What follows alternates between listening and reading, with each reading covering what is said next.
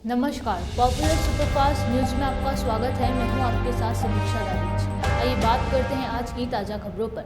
भारतीय कुश्ती संघ के अध्यक्ष आज हुए चुनाव में अध्यक्ष पद पर संजय सिंह को चुना गया है। उन्हें ब्रजभूषण शरण सिंह का करीबी माना जाता है। वहीं उपाध्यक्ष पद पर पश्चिम बंगाल के असित कुमार शाह, पंजाब के करतार सिंह, मणिपुर के एन फोने और दिल्ली के जयप्रकाश को चुना गया है। इस चुनाव में मोहन यादव हार गए हैं। उन्हें महज 5 वोट मिले। Wrestling federation of India WFI का चुनाव संपन्न होने के बाद महिला पहलवान साक्षी मलिक ने बड़ा ऐलान किया है। उन्होंने रोते हुए कहा कि मैं कुश्ती से संन्यास ले रही हूँ। वहीं रेसलर विनेश फोगाट ने कहा कि मैं युवा एथलीटों से कहना चाहती हूँ कि अन्याय का सामना करने के लिए तैयार रहें। कुश्ती का भविष्य अंधकार में है।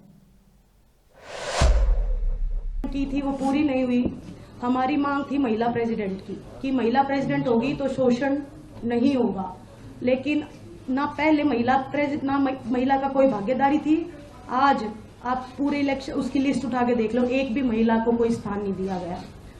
तो बस यही कहना चाहूंगी कि जो ये लड़ाई है, ये हमने तो अपनी पूरी हिम्मत करके लड़ी, लेकिन ये लड़ाई जारी रहेगी, क्योंकि आने वाली जो और फ्यूचर है, जो बेटे हैं, बेटियां हैं, जो रेसलर्स हैं नई जनरेशन के, उनको ये लड़ाई लड़नी पड़ेगी।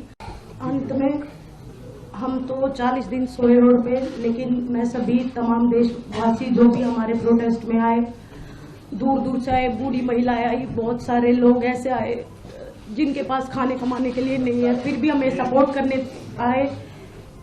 हम नहीं जीत पाए, पर आप लोगों का बहुत बहुत धन्यवाद। और एक बात और कहना चाहूंगी कि लड़ाई लड़ी, पूरे दिल से लड़ी, लेकिन अगर प्रेसिडेंट ब्रिजभूषण जैसे आदमी जैसा ही रहता है, उसका बिल्कुल सहयोगी है, उसका बिजनेस पार्टनर है, वो अगर इस फेडरेशन में रहेगा तो मैं अपनी कुश्ती को त्यागती हूं और मैं आज के बाद कभी भी आपको वहां नहीं दिखूंगी। तो बस सभी देशवासियों को धन्यवाद जिन्होंने आज तक इतना मेरा सपोर्ट किया और मुझे इस मुकाम तक पहुंचाया। धन्यवाद। प्रवर्तन निदेशालय ने रेलवे में हुए जमीन के बदले नौकरी घोटाले मामले में तत्कालीन रेल मंत्री लालू प्रसाद यादव और उनके बेटे उप मुख्यमंत्री तेजस्वी प्रसाद यादव के खिलाफ समन जारी किया है। ईडी के समन को लेकर तेजस्वी यादव की ओर से प्रतिक्रिया सामने आई है। उन्होंने कहा कि एजेंसियों के बुलाने पर हम तो पहले भी जाते रहे हैं। जम्मू कश्मीर के पूंछ जिले में गुरुवार को सेना के वाहनों पर आतंकियों ने घात लगाकर हमला कर दिया। इस हमले में 5 जवान शहीद हो गए और 2 जवान गंभीर रूप से घायल हो गए। घायलों को इलाज के लिए सैन्य अस्पताल में भर्ती करवाया गया है। एक बलिदानी जवान की पहचान अभी नहीं हो पाई है। गृह मंत्री अमित शाह ने कहा कि नए आपराधिक कानून लागू होने के बाद FIR से लेकर फैसले तक की पूरी प्रक्रिया ऑनलाइन होगी। उन्होंने कहा कि नए आपराधिक कानूनों के कार्यान्वयन से तारीख पर तारीख युग का अंत सुनिश्चित होगा।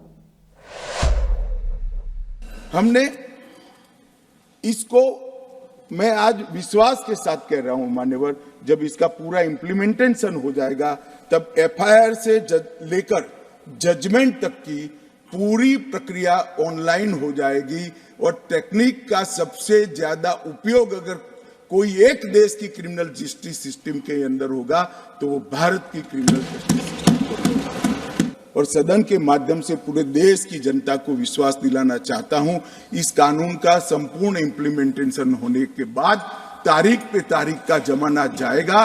3 साल में किसी भी विक्टिम को न्याय मिल जाए, ऐसी न्याय प्रणाली इस देश के अंदर प्रस्तावित होगी। पहली बार क्रिमिनल जस्टिस सिस्टम में भारत द्वारा भारत के लिए और भारतीय संसद से बनाए गए कानूनों से अब हमारी क्रिमिनल जस्टिस सिस्टम गवर्न होगी। इसका मुझे बहुत गौरव है। संसद से 146 सांसदों के निलंबन के खिलाफ आज देश भर में विपक्षी गठबंधन इंडिया अलायंस के घटक दल प्रदर्शन करेंगे।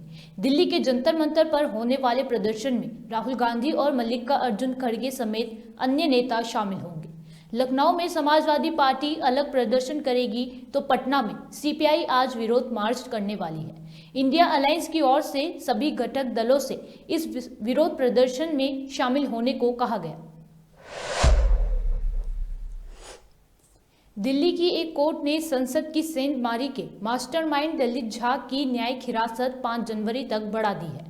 इससे पहले कोर्ट ने गुरुवार को 4 आरोपियों मनोरंजन डी, सागर शर्मा, अनमोल शिंदे और नीलम देवी की हिरासत 15 दिन यानी 5 जनवरी तक बढ़ा दी थी।